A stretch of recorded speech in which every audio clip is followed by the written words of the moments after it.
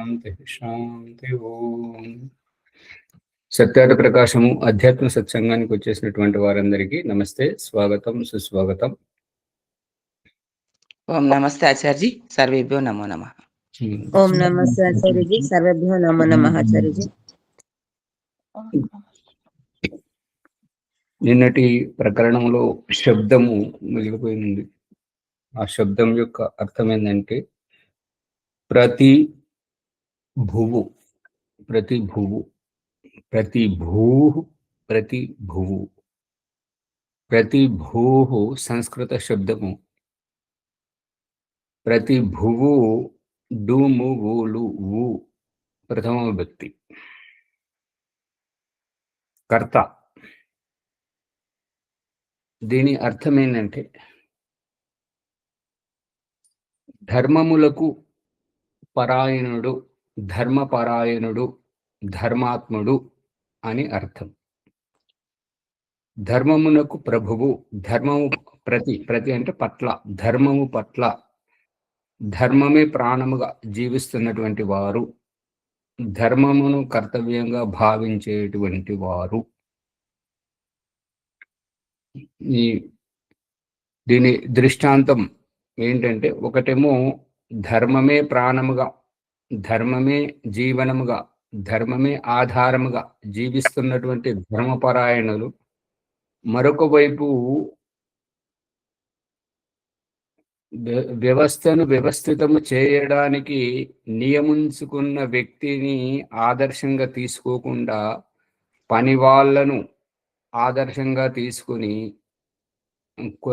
కుట్ర కుతంత్రాలు చేసే వారిని ఆదర్శంగా తీసుకొని నియమించుకున్న వ్యక్తిని సంస్థాపకుని సంస్థను నడిపించే అతన్ని రోడ్డు మీదకి ఈడ్చేటువంటి ప్రయత్నం చేయడం, ఇది ఇందుకు విరుద్ధమైనటువంటిది. ఆరోపణ ప్రత్యారోపణలతోటి నిలదీయడం, అది నిజమైనప్పుడు చేయడం, అది ధర్మ ప్రభువులు అనిపించుకుంటారు. ఇక అనవసరంగా ఆక్షేపణ చేసి, ఆరోపణ చేసి, నిందలు వేసి సంస్థను నిర్వీర్యం చేయడం అత్యంత మూర్ఖత్వం అన్నమాట. అలా, అందుకని దానికి విరుద్ధమైనటువంటిది. శాస్త్రము వేరు, వ్యవహారము వేరు, అది ఆ రకంగా ఉంటుంటది. అందుకని ధర్మ ప్రభువు అనేది ప్రతిభువు అంటే ధర్మములకు ప్రతి, ధర్మముల పట్ల, కర్తవ్యముల పట్ల అనేటువంటిది. స్వామి, యజమాని.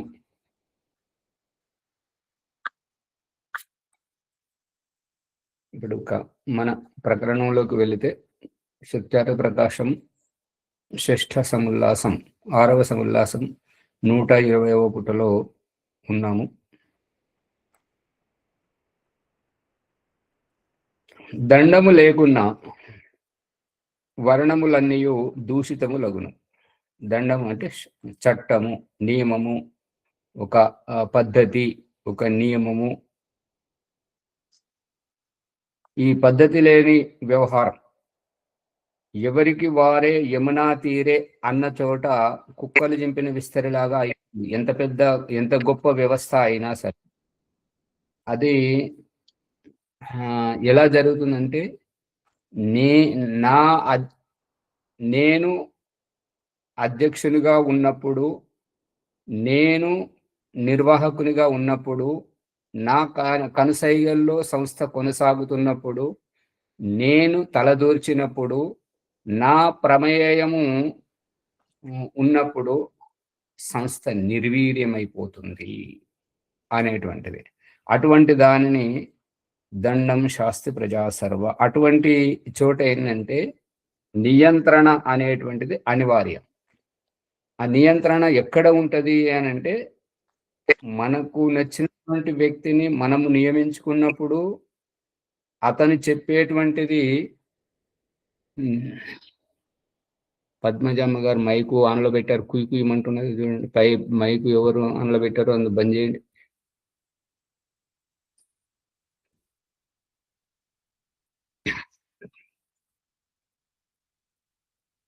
నియంత్రణ అనేటువంటిది అవసరం. రాజు యొక్క అవసరం ఏంటంటే రాజ్యాన్ని నియంత్రణలో పెట్టడం. పశువులకు కాపరి ఎందుకు అని అంటే విచ్చలవిడితనాన్ని నియంత్రించడం. సంస్థను స్థాపించడము ఎందుకు అంటే సమాజానికి ఒక దిక్సూచిక మార్గదర్శనం ఇవ్వడం. మార్గదర్శనం, నియంత్రణ, దానిని దండము అంటారు. దండం అంటే చట్టం, నియమం. ఇప్పుడు అమెరికా లాంటి దేశాల్లో దారికి కుడివైపున నడుస్తారు. వారి వాహనము నడిపేటువంటి స్థానము ఎడమ వైపు ఉంటుంది. మన భారతదేశంలో వాహనం నడిపే అతని స్థానము కుడివైపున ఉంటుంది కాబట్టి పాదచారులందరూ ఎడమ వైపున నడుస్తారు. ఇది చట్టము, వ్యవస్థ. ప్రతి ఒక్క వ్యక్తి నేను నా వల్ల నడుస్తున్నది అనేటువంటి అహంకారపూరితంగా చట్టాన్ని చేతిలోకి తీసుకున్నప్పుడు ఎంత పెద్ద ఇప్పుడు రాజ్యాధికారాలు కుప్పగూలిపోతున్నాయి అన్నమాట. ఇప్పుడు ప్రస్తుతం ట్రంప్ చేయాల్సినటువంటిది ఏంటిది, చేస్తున్నది ఏంటిది అనేది మనందరి ముందు ప్రత్యక్షం. ఆ సందర్భంలో శిక్ష ఎవరిస్తారు? శిక్ష కాలం ఇస్తుంది అందరికి. అంటే పరమాత్మ ద్వారా శిక్ష వస్తుంది, తప్పనిసరిగా వస్తుంది. ఇప్పుడు మనం నియమించుకున్న వ్యక్తిని, మన ఆచార్యుని, మన గురువును మనం అనుసరించినప్పుడు వారికి కాలం చెప్తుంది. కాలం యొక్క అభిప్రాయం ఏంటంటే నీకు తిరుగులేదు, నువ్వు తప్పించుకోలేవు అనేది అభిప్రాయం. పరమాత్మనే కదా ఆచార్య. స్వామి నమస్తే స్వామి. కాలం జడం కదా స్వామి. అవును, జడమే. కాలం అంటే ఎవరు? కాలాన్ని పుట్టించింది ఎవరు? కాలం ఎవరి వల్ల నడుస్తుంది? అట్లా చెప్పాలి స్వామి. మళ్ళీ కొంతమంది కాలం జడం కదా ఎట్లా ఇస్తుంది శిక్ష అనుకుంటా. అనుభవాలు చూస్తున్నాం కదా.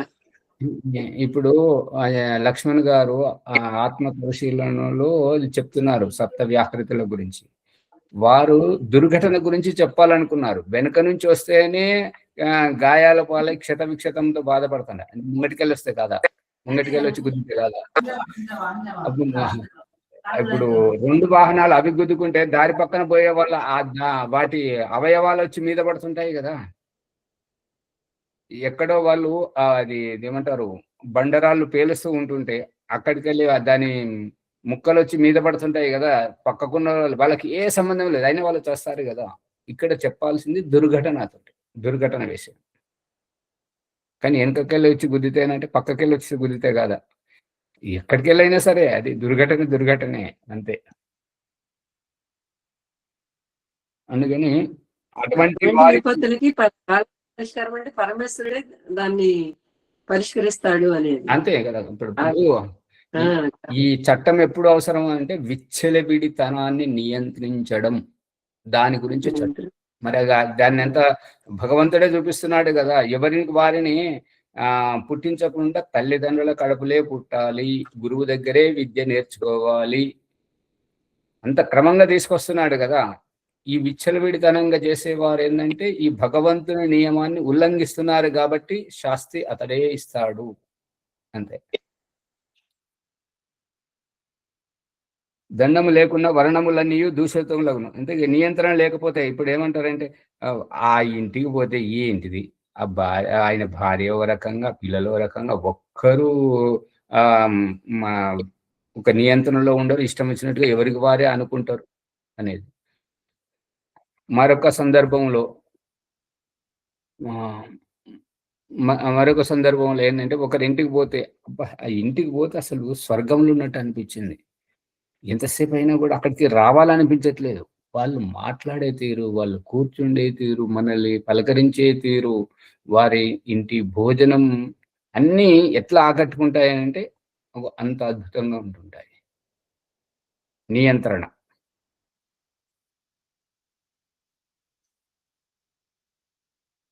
మర్యాదలన్నీ చిన్న భిన్నములగును, దండము యథారీతిని లేకున్నా ఎల్లరూ కుపితులగురు. ఈ మర్యాదలన్నీ చిన్న భిన్నం అవుతుంటాయి. ఇప్పుడు ఏంటంటే ఈరోజు మన ఇంటికి అతిథులు వస్తున్నారు, చుట్టాలు వస్తున్నారు అని అంటే ఆవిడ వాళ్ళు వచ్చి కూర్చున్నా కానీ ఏమండి ఇటే కాఫీ పొడి లేదు, పాలు తీసుకొస్తారా, మీరు లేకపోతే నేను ఎట్లా చేస్తాను మరి, ఈ మాత్రం తెలియదా మీకు అని వాళ్ళ ముంగటే కావాలని అన్నాడు. గ్యాస్ అయిపోయి ఎన్ని రోజులైంది మీకు చెప్పి. అట్లా ఇవన్నీ వచ్చిన వాళ్ళు లేచి వెళ్ళిపోవాలి. అదే మరి ఇక ఇందాక మనం ఒకటి చెప్పుకున్నాం కదా ఇది ఇంతకుముందు, అసలు ప్రతి దానిని భూతద్దంలో పెట్టి చూసేవారు, అసలు మాటే పడినటువంటి వాళ్ళు, ప్రతి వారితోటి ఆచితూచి మాట్లాడేటువంటి వారు, ఆధునిక భావజాలం కలిగినటువంటి వారింటికి అతిథిగా వెళ్ళినప్పుడు భోజనం దగ్గర కూర్చొని వాళ్ళు చిన్నప్పటి స్నేహంతో వారు ఏమంటున్నారంటే, పక్కకు కూర్చున్నట్టు అతను ఆ చుట్టాన్ని ఏమంటున్నాడంటే, ఏం కావాలన్నా నీకు సిగ్గు లేకుండా తిను అంటాడు. ఆయన ప్రతి మాటను భూతద్దంలో మాటే పడినటువంటి వాళ్ళు ఆ రకంగా నన్ను వీళ్ళ ఇంటికి రాకరాకొస్తే సిగ్గు లేకుండా తినమంటున్నాడు అనేది ఒకటి. ఓ మాచాజీ, సిగ్గు పడకుండా, సిగ్గు లేకుండా, సిగ్గు పడకుండా అంటే వాళ్ళు ప్రేమతోటి చెప్తున్నాడు సిగ్గు పడకుండా తిను అని. ఇక వడ్డించేటువంటి అమ్మగారు ఏమన్నారంటే, అన్నయ్య గారు మీకు ఏది కావాలన్నా అడుక్క తినండి, ఇది మీ ఇల్లు అనుకోండి. వీళ్ళు ఇంటికి వస్తే ఒకరు సిగ్గు లేకుండా తినమంటారు, ఇంకొకరు అడుక్క తినమంటారు. అడుక్క తినడు, మరీ అడుక్కొని తినండి, అడిగి పెట్టించుకోండి అనాలి. వాళ్ళ ఉద్దేశం సరి అయిందే గాని ఆ శబ్దజాలంతో అక్కడ కృష్ణ తర్వాత చూడండి, కృష్ణవర్ణము రక్తనేత్రములు కలిగి భయంకరుడై పురుషుని వలె పాపనాశకమగు దండము ప్రవర్తించు తావున ప్రజలు మోహితులు కాక ఆనందితులగుదురు. కృష్ణవర్ణం అంటే నలుపు, అమావాస్య, చీకటి, అజ్ఞానము. రక్తనేత్రములు అంటే కళ్ళు ఎరబారిపోవడం, కళ్ళలో రక్తము వచ్చినట్టుగా కనిపిస్తుంటుంది అనమాట, అంతగా ఉంటారు. దీనికి కారణం పొట్టశుద్ధి లేకపోవడం వలన ఆ రకంగా జరుగుతుంది. అంతేగాని కోపోద్రికులు అయినప్పుడు వెంటనే కళ్ళు ఎర్రబారడం అనేటువంటిది సహజంగా జరగదు. ఎందుకంటే కోపము అంటే రక్తము ఉప్పొంగాలి. రక్తం ఉప్పొంగినటువంటి రక్తము గుండె నుంచి నరాల గుండా కళ్ళలోకి పోయి కళ్ళల్లో కనబడాలంటే అది చాలా టైం పడుతుంటది. ఆ కోపం ఎప్పటి నుండో రగులుతున్నట్టయితే ఆ సమయంలో కనబడుతుంటది. అవునా కాదా? అవును. ఓం స్వామి. స్వామి, మొన్న రీసెంట్ గా బంగ్లాదేశ్ లో ఒక హిందువును ఉరివిదీసి వేలాడదీసి కాల్చి చంపిన తర్వాత ఉత్తరప్రదేశ్ ముఖ్యమంత్రి యోగి ఆదిత్యనాథ్ ఒక స్టేట్మెంట్ అనమాట, ఒక ప్రసంగం చేశాడు. ఇప్పుడు ఏదైతే మీరు ఇక్కడ చదువుతున్నారో అదే అతని ముఖం అంతా కళ్ళు ఎర్రగా ఉండి స్టేట్మెంట్ ఇచ్చాడు. అదే అట్లా స్వామి అంటే ఆ రకంగా ఉండాలి. సేమ్ అదే ఇప్పుడు అక్కడ మనం ఏదైతే చదివినారో మీరు అదే ఫేస్ ఉంది, అదే ఫేస్ అంతే కోపంగా స్టేట్మెంట్ ఇచ్చినాడు అనమాట. అదే దాని వల్ల ఏంటంటే ప్రజలంతా అమ్మ వీరు ఉన్నారు కదా, వీరు చూసుకుంటారు కదా అనేటువంటి ధీమా కావాలి. కానీ వాళ్ళు ఉన్న వ్యక్తిని బజారుకి ఈడ్చేటువంటి ఈ వ్యవహారం ఏదైతే ఉందో అది అత్యంత నీచమైనటువంటి, నికృష్టమైనటువంటిది.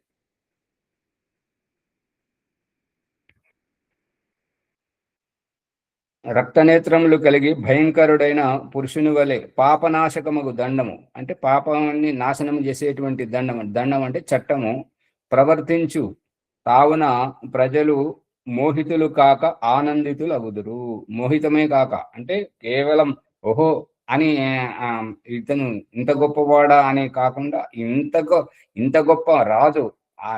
ఇప్పుడు మునిశేఖర్ గారు చెప్తున్నది బయట కనబడుతున్నటువంటి దాన్ని బట్టి ఏంటంటే, నరేంద్ర మోదీ తర్వాత ఆదిత్యనాథ్ గారు ప్రధానమంత్రి అయితే గనక అది అంత సంతోషం అన్నమాట. అంటే వారి ప్రవర్తన చూశారు కాబట్టి అటువంటి రాజు మాకు కావాలి, అట్లా ఉంటే అందరి ఆటలు కట్టివేయడం అనేది.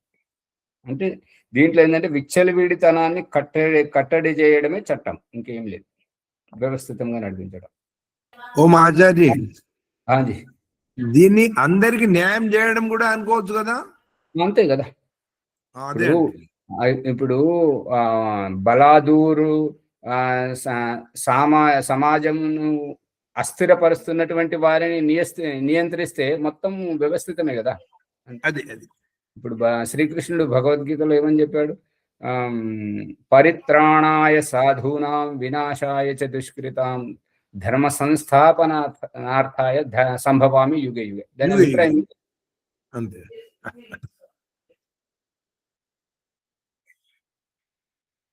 కానీ దండమును నడుపువాడు పక్షపాతరహితుడైన విద్వాంసుడై ఉండవలయును. ఇప్పుడు దండమును శాసనమును విధిస్తున్నటువంటి విద్వాంసుడు ఎవరైతే నియంత్రణలో ఉంటున్నారో వారు విద్వాంసులై ఉంటే వ్యవస్థ బాగా జరుగుతుంటది. అసలు దొంగల సాన్నిధ్యము, కుట్రలు కుతంత్రాలతో వ్యవస్థను కుప్పగూల్చి వాళ్ళ నిహిత స్వార్థం చూసుకునే వారిని ఆదర్శంగా తీసుకొని విద్వాంసుల్ని నిందించడం, బజారుకి ఈడ్చేటువంటి ఏదైతే వ్యవహారం చేస్తున్నారో అత్యంత నిందనీయం, క్షమించరాని నేరం.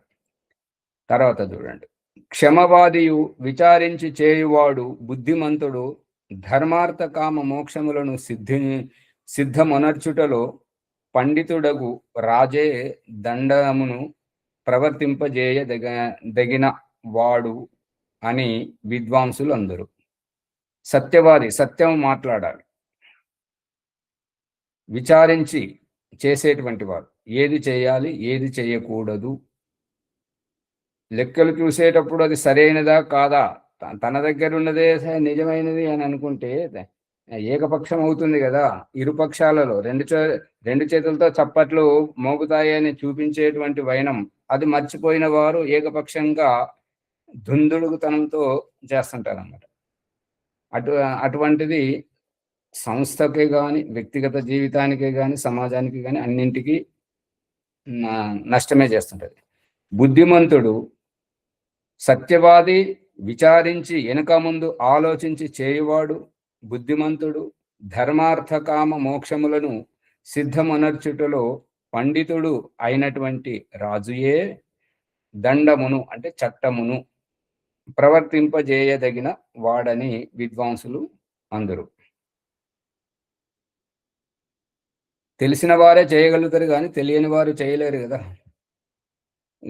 లేదంటే దీనికి విరుద్ధంగా చూడాలంటే వ్యవహార భానువులో అంధేరి నగరి గబర్గండ్ రాజా దయానంద సరస్వతి మంచి దృష్టాంతం చూపించాడు కదా.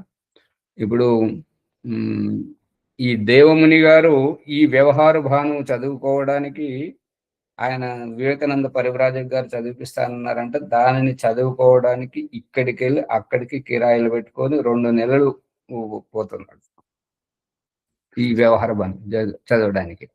అదే ఇక్కడ నేను చెప్దాము రమ్మని అంటే దీనికి రారు. అది వారి వ్యక్తిగత విషయం, దానికి మనం ఏమనకూడదు. ఏది చేయాలో ఏది చేయకూడదో తెలియదు అనమాట. దండమును బాగుగా నడుపు రాజు ధర్మార్థ కామముల సిద్ధిని పెంపు చేయును. దండము అంటే చట్టమును, నియంత్రణను, వ్యవస్థను బాగుగా నడిపేటువంటి రాజు అంటే యజమాని. ఓం ధర్మ అర్థ ఓం. అదే ఇందాక మీరు చెప్పినట్టుగా ఇంట్లో పాయసం పెట్టుకొని నీళ్ళు కడుక్కొని తినడం అన్నట్టు. అదే ఉపస్థితం పొరుగింటి పుల్లగూర కమ్మన, ఘర్కా మురిగి దాల్ బరాబర్. హిందీలో ఏమంటారంటే ఘర్కా మురిగి దాల్ బరాబర్. తెలుగులో సామెత ఏంటంటే అది మోటు భాషలో, గ్రామీణ మోటు భాషలో ఏంటంటే ధన్యాలు దంగకపోయినా కూడా ఆవిడ వండింది కమ్మగా ఉంటుంటది.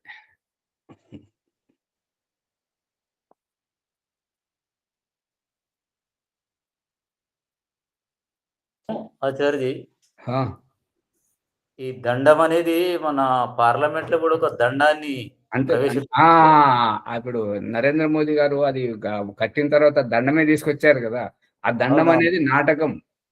ఆ, అది చూపించాల్సింది ఇది శాసనము అని శాసనం. నా అభిప్రాయం. అంతే. దండమును శాసనం అనే దండాన్ని పట్టిండు అని అర్థం అంతే చేసుకోవాలి. అంతే అంతే అంతే. దండమును బాగుగా నడుపు రాజు ధర్మార్థ కామముల సిద్ధిని పెంపుజేయును. ధర్మాన్ని నడపగలిగేటువంటి వ్యక్తియే ధర్మార్థ కామోక్షములు వాటిని సిద్ధింపజేస్తుంటాడు, మంచిగా చేస్తుంటాడు. విషయలంపటుడు, వక్రుడు, ఈర్ష్యాలువు, క్షుద్రుడు, నీచబుద్ధి గలవాడు, న్యాయాధీశుడైన రాజగు ఎడల అతడు దండముతోనే చంపబడును. అంటే వినాశకాలే విపరీత బుద్ధి అంటుంటారు కదా, అదే దయానంద సరస్వతి అంధేరీ నగరి గవర్గండ్ రాజా వ్యవహార భానువులో చూపెట్టింది ఇదే అన్నమాట.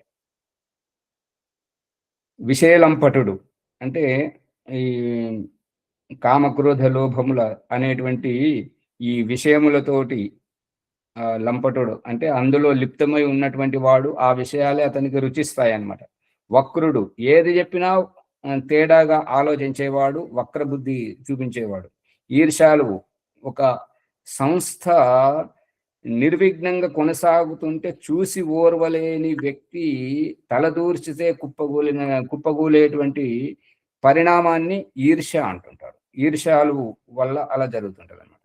క్షుద్రుడు కోపం గలవాడు, నీచ బుద్ధి. ఇంకా నీచ బుద్ధి అంటే అతనికి ఉత్తమ వ్యవహారము ఒకటి ఉత్తమంగా నడుస్తున్న దాన్ని చూసి ఓర్వలేడు అన్నమాట. అంటే నడిస్తే నేనుండగా అలా ఉత్తమంగా ఎలా నడుస్తుంటది అని వచ్చి తలదూర్చడం వల్ల నీచ బుద్ధితోటి ఇలా అవుతుంటాయి అన్నమాట. న్యాయాధీశుడైనటువంటి రాజు ఎవరైనాను సరే ఆ రకంగా వక్ర బుద్ధితోటి నడుస్తున్నటువంటి సంస్థను చిన్న భిన్నం చేసేటువంటి వారు ఎవరైనా కూడా అతడు దండముతోనే చంపబడును. ఈ రకంగా ఈ నియంత్రణ ఏమంటుంటారు అని అంటే, సంస్కారవంతుడైనటువంటి ఉత్తములు ఏమంటారంటే, వీళ్ళకు తగిన శాస్త్రం ఏంటంటే కొత్త నియంత్రణ, కొత్త చట్టం తేవడం అంటే పాతవన్నీ ఊడ్చిపడేయడం, వాళ్ళని తీసిపడేయడం. అట్లా మళ్ళీ సరి అయినటువంటి వాళ్ళను వ్యవస్థలోకి తీసుకుంటే సక్రమంగా నడుస్తుంటది అని అభిప్రాయం. దండము మిక్కిలి తేజోమయం. శాసనము అనేటువంటిది, చట్టము అనేటువంటిది మిక్కిలి అంటే ఎంతో తేజోమయం అంటే ప్రభావవంతమైనటువంటిది, అందరినీ వ్యవస్థితంగా చేయున్నది, వ్యవస్థితపరచున్నది. దానిని అవిద్వాంసుడు అధర్మాత్ముడు అయినవాడు ధారణము చేయజాలడు. ఎవరైతే అవిద్వాంసుడు అధర్మాత్ముడు, అవిద్వాంసుడు అంటే తెలివి లేనివాడు, విద్యా బుద్ధులు అబ్బనివాడు. అధర్మాత్ముడు అని అంటే స్వేచ్ఛాచారి అయినటువంటి వారు ధర్మమును పాలించలేరు. కానీ ఇక్కడ చూస్తున్నటువంటిది ఏంటంటే విద్యావంతులే తెలిసిన వారే చేయడం చాలా ప్రమాదకరం. ఇక అక్కడ వ్యక్తిగత పూజ, వ్యక్తిగత స్వార్థం, తనకు గుర్తింపు రావాలి అనేటువంటి నిహిత స్వార్థం వల్ల అలా జరుగుతుంది. ఈ రకంగా అవిద్వాంసుడు అధర్మాత్ముడు అయినటువంటి వాడు ధారణం చేయలేడు, అంటే ఆచరించలేడు. ఆచరించినటువంటి సందర్భంలో ఆ దండము, అప్పుడు ఆ దండము, ఆ చట్టము ధర్మరహితమై అన్వయ సహితముగా రాజుని నాశనం అనర్చును. అంటే ఎవరు తవ్వుకున్న గోతిలో వారే పడతారు అనేది సారాంశం. అదే ఇక్కడ ప్రకృతి ఇదే కాలమే సమాధానం చెప్తుంది అనేది కూడా ఇక్కడ సవ్యంగానే అనిపిస్తుంది. అదే మరి దాని గురించి.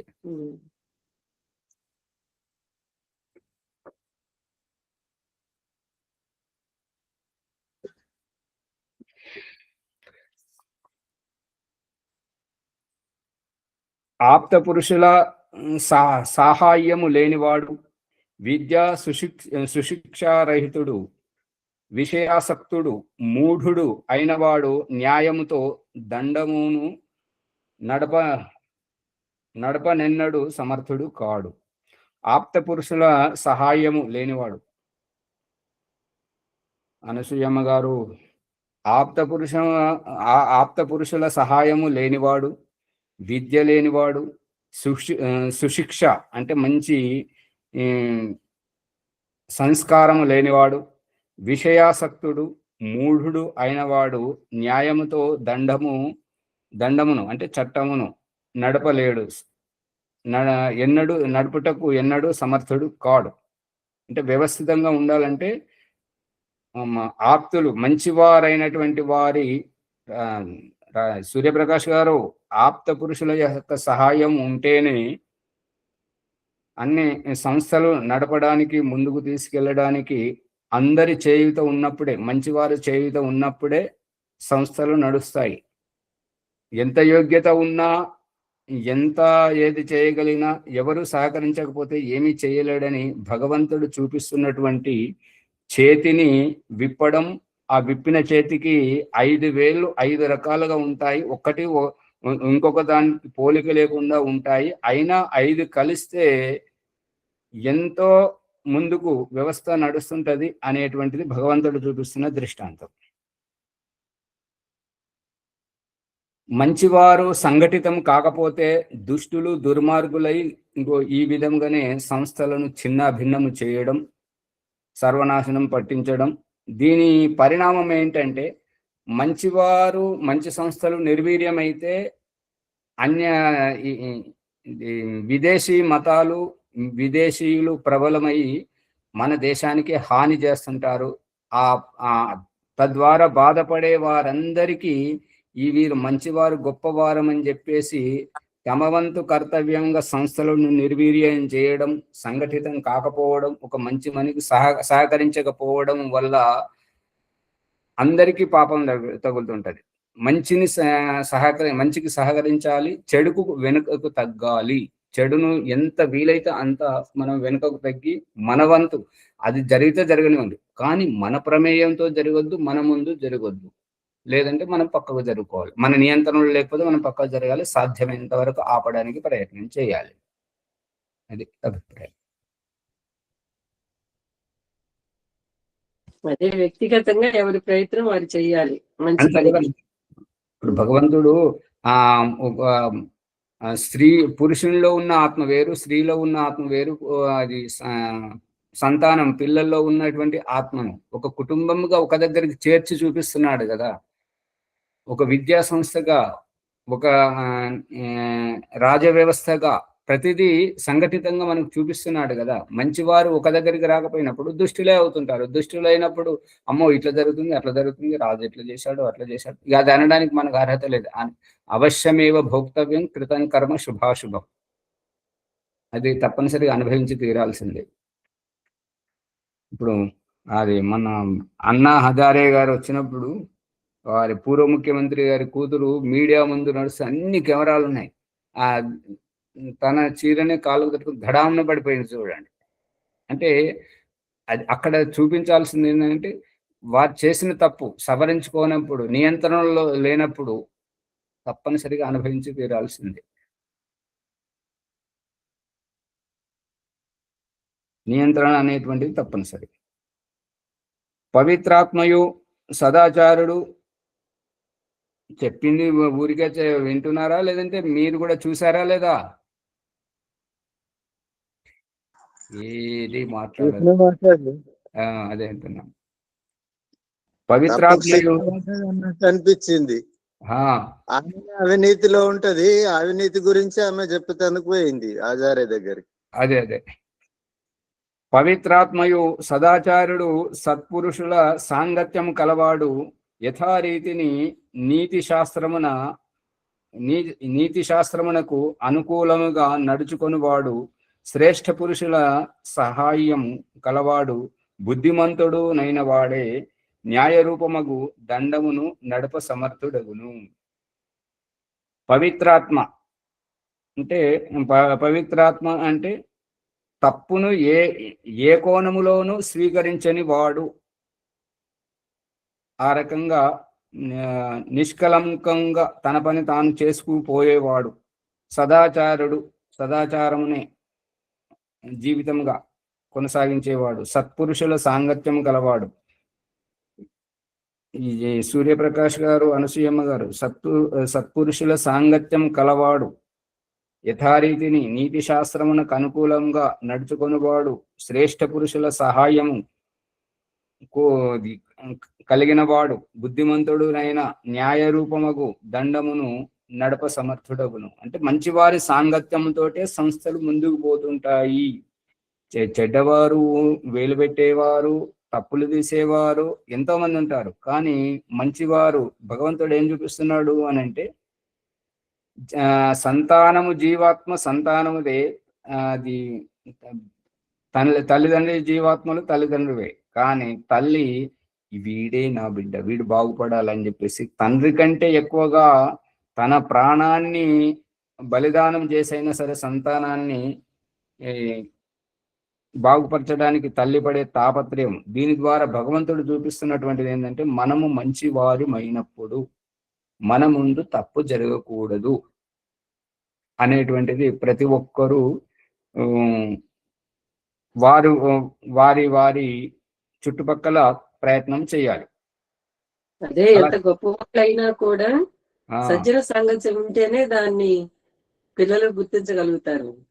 అంతే కదా. మనం మంచిగా నడుస్తున్నప్పుడు కూడా మనం నడుస్తున్నాడు అనేది కాదు, సజ్జన సాంగత్యంతోనే ఎక్కువగా మన తర్వాత వాళ్ళు ఉద్ధరించబడతారని నాకు కూడా అలాగే అనిపిస్తున్నారు. ఇప్పుడు పరిస్థితి ఏంటంటే, సజ్జనులు సత్పురుషులు సంఘటితం కాకపోతే దొంగల ముఠా ఎక్కడికి వెళ్ళొచ్చింది? వాళ్ళు ఒక తల్లి కడుపు నుంచే పుట్టిన వాళ్ళే. ఈ వ్యభిచార నడుపుకొని డబ్బులు కాజేసేవారు, మళ్ళీ ఈ యొక్క తీవ్రవాదులు, వీళ్ళంతా అందరూ తల్లి కడుపు నుండే వచ్చారు. మరి సజ్జనులు ఎక్కడికి వెళ్ళి వచ్చారు? వాళ్ళు తల్లి కడుపు నుండే వచ్చారు. కానీ అక్కడ సజ్జనులు, విద్వాంసులు, ఎక్కడైతే విద్వాంసులైనటువంటి వారు, తెలిసిన వారు అన్యాయాన్ని, అధర్మాన్ని విరోధించకపోతే ఇటువంటి దురాఘాతాలు వచ్చినప్పుడు అనుభవించాల్సిందే. అందుకని సంస్థలు నెలకొల్పడం. అందుకని దుష్టులు త్వరగా బయటకు వస్తారు ఏ విషయంలోనైనా, కానీ సజ్జనుని ఎత్తుక్కొని ఒకరికొకరు సాంగత్యం చేసినప్పుడు మాత్రమే అది ముందుకు వస్తుంది. ఆచార్యజీ, రాజు పరిషత్తు యోగ్యత. సేనాపత్యంచ రాజ్యంచ దండ నేతృత్వమేవ చ సర్వలోకాధిపత్యంచ వేదశాస్త్ర విదర్హతి. దశావరాహ వా పరిషద్ యం ధర్మం పరికల్పయేత్ త్రివరా వాపి హి వృత్తాస్థా తం ధర్మం న విచాలయేత్.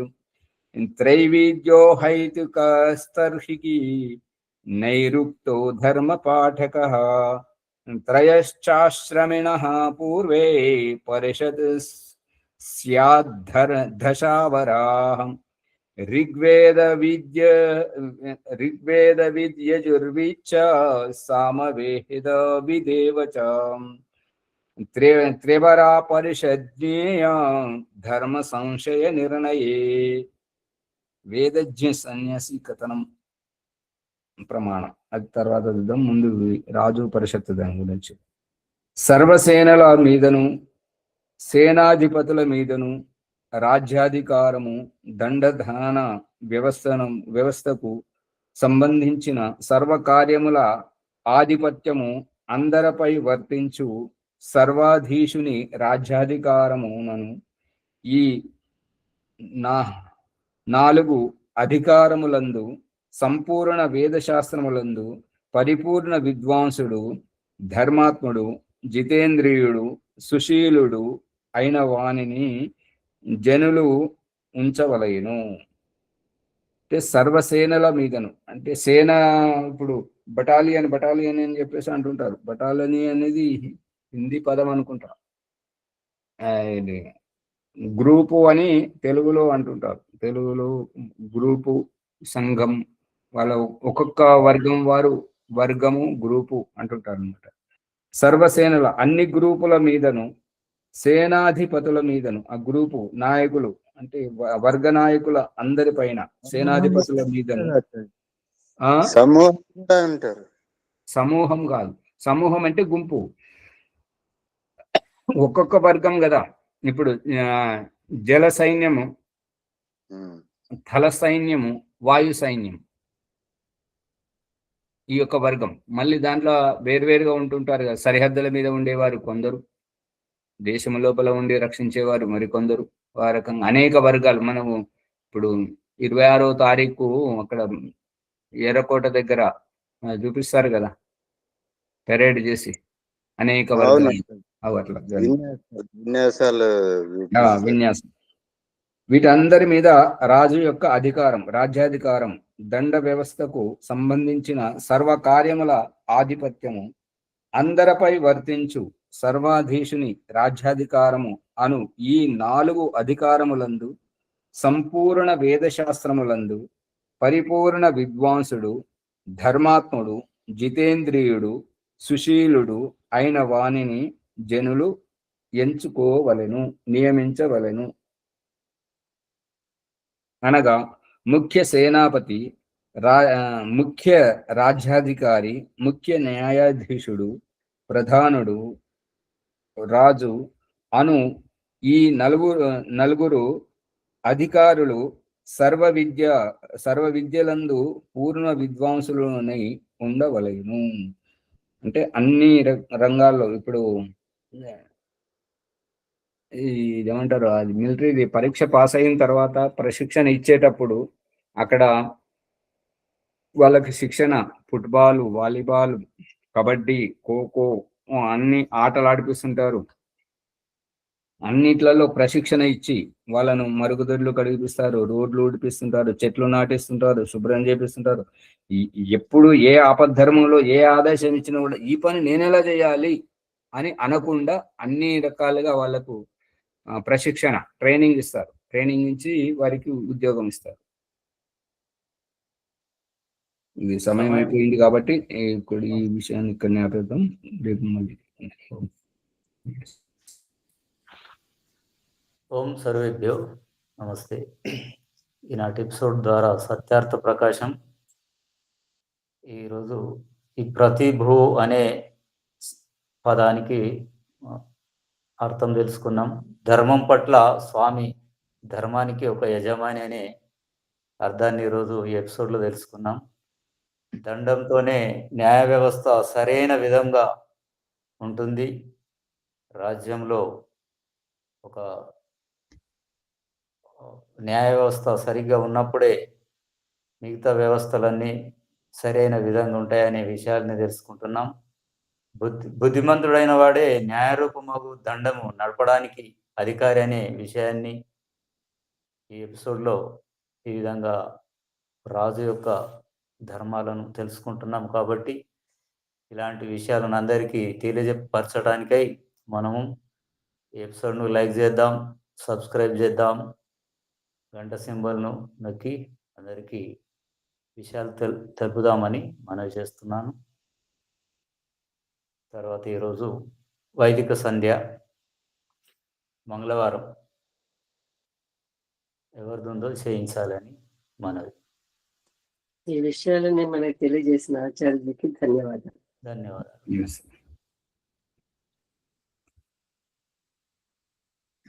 వైదిక సంధ్య మంగళవారం ఎవరిది? భీమరావు గారిది అయిపోయింది నిన్న. పవిత్రమ్మ గారి వారు లేని పక్షంలో ఇంకెవరైనా చేయించాలని.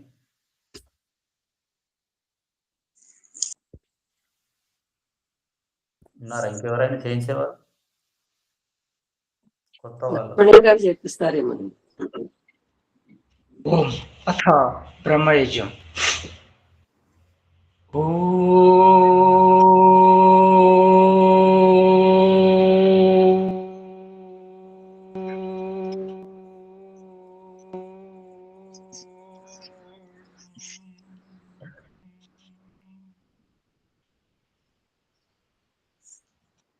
ॐ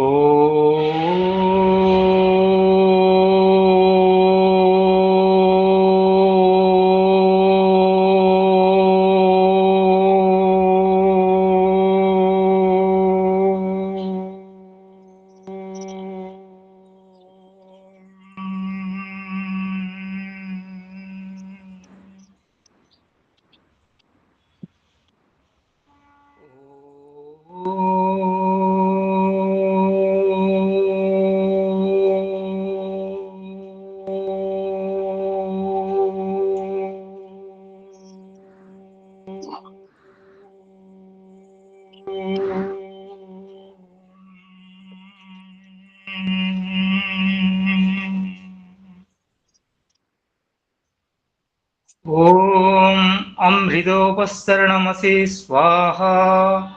ॐ अमृता अपिधानमसि स्वाहा।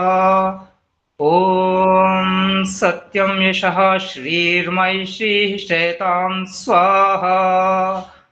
ॐ शन्नो देवीरभीष्टया आपो भवन्तु पीतये शय्योरभिस्रवन्तु नः।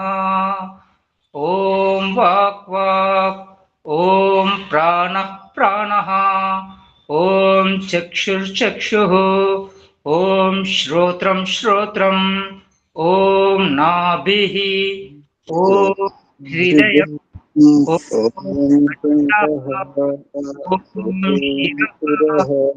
ॐ बाहुभ्यां यशोबलम्, ॐ करतलकरपृष्ठे, ॐ भूः पुनातु शिरसि, ॐ भुवः पुनातु नेत्रयोः, ॐ स्वः पुनातु कण्ठे, ॐ महः पुनातु हृदये, ॐ जनः पुनातु नाभ्याम्, ॐ तपः पुनातु पादयोः, ॐ सत्यं पुनातु पुनः शिरसि, ॐ खं ब्रह्म पुनातु सर्वत्र, ॐ भूः, ॐ भुवः, ॐ स्वः, ॐ महः, ॐ जनः, ॐ तपः, ॐ सत्यम्, ॐ ऋतं च सत्यं च विद्धात् तपसोऽध्यजायत, ततो राच्यजायत, ततः समुद्रो अर्णवः, समुद्राद्धर्णवादधि संवत्सरो अजायत, अहोरात्राणि विदधद्विश्वस्य मिषतो वशी, सूर्याचन्द्रमसौ दाता यथा पूर्वम् अकल्पयत्, दिवं च पृथिवीं चान्तरिक्षमथो स्वः। ॐ शन्नो देवीरभीष्टया आपो भवन्तु पीतये शय्योरभिस्रवन्तु नः। ॐ प्राचीदिगग्निरधिपतिरसितो रक्षितादित्य इषवः, तेभ्यो नमोऽधिपतिभ्यो नमो रक्षितृभ्यो नम इषुभ्यो नम एभ्यो अस्तु। योऽस्मान् द्वेष्टियं वयं द्विष्मस्तम्भो जम्भे दद्मः, दक्षिणादिगिन्द्रोऽधिपतिः स्थिरश्चिराजिरक्षिता पितर इषवः, तेभ्यो नमोऽधिपतिभ्यो नमो रक्षितृभ्यो नम इषुभ्यो नम येभ्यो अस्तु। योऽस्मान् द्वेष्टियं वयं द्विष्मस्तम्भो जम्भे दद्मः, प्रतीचीदिग्वरुणोऽधिपतिः प्रिदाको रक्षितान्न विषवः, तेभ्यो नमोऽधिपतिभ्यो नमो रक्षितृभ्यो नम इषुभ्यो नम येभ्यो अस्तु। योऽस्मान् द्वेष्टियं वयं द्विष्मस्तम्भो जम्भे दद्मः, उदीचीदिक्सोमोऽधिपतिः स्वजो रक्षिताः शनिरिषवः, तेभ्यो नमोऽधिपतिभ्यो नमो रक्षितृभ्यो नम इषुभ्यो नम एभ्यो अस्तु। योऽस्मान् द्वेष्टियं वयं द्विष्मस्तं जम्भे दद्मः ध्रुवादिग्विष्णुरधिपतिः कल्माशग्रीवो रक्षिता वीरुधैषवः तेभ्यो नमोऽधिपतिभ्यो नमो रक्षितृभ्यो नम इषुभ्यो नम एभ्यो अस्तु योऽस्मान् द्वेष्टियं वयं द्विष्मस्तं जम्भे दद्मः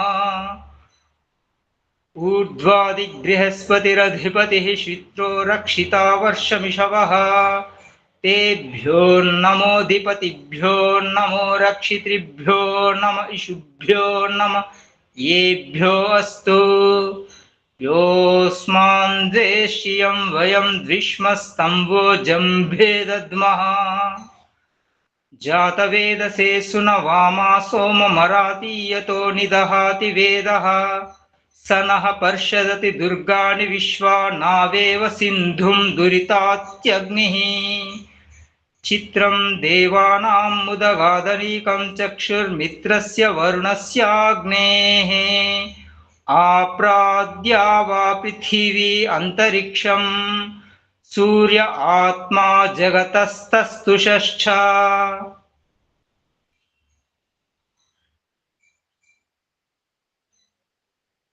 उदुत्यम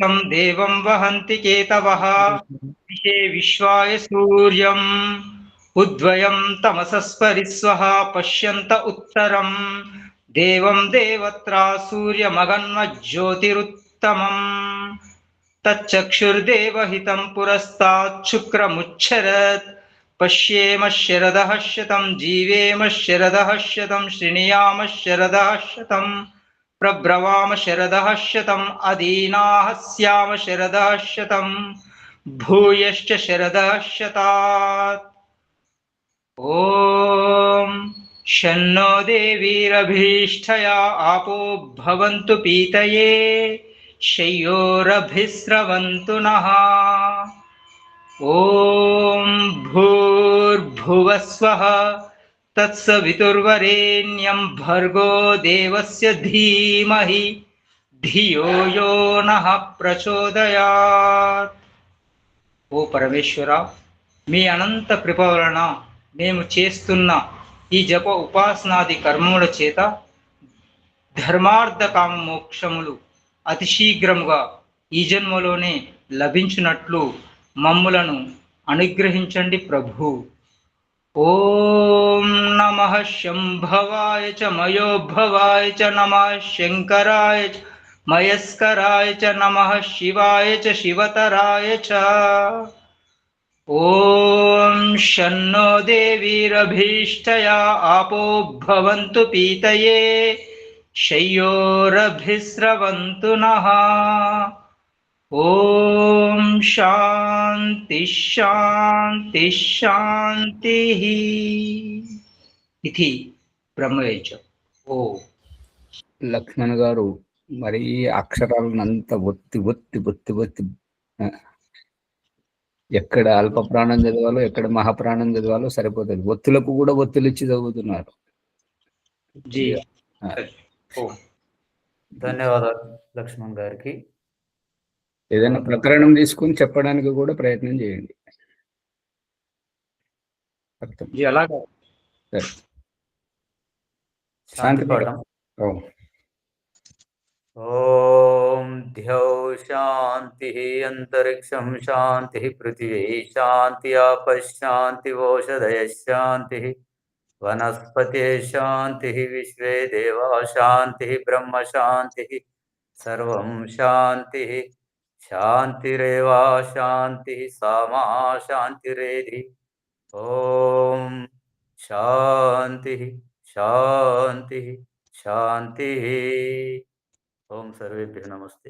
ఆచార్యజీ నమస్తే. ఓం నమస్తే ఆచార్య, సర్వేభ్యో నమో నమః. ఓం నమస్తే ఆచార్య, సర్వేభ్యో నమో నమః. ఓం నమస్తే నమస్తే నమస్తే.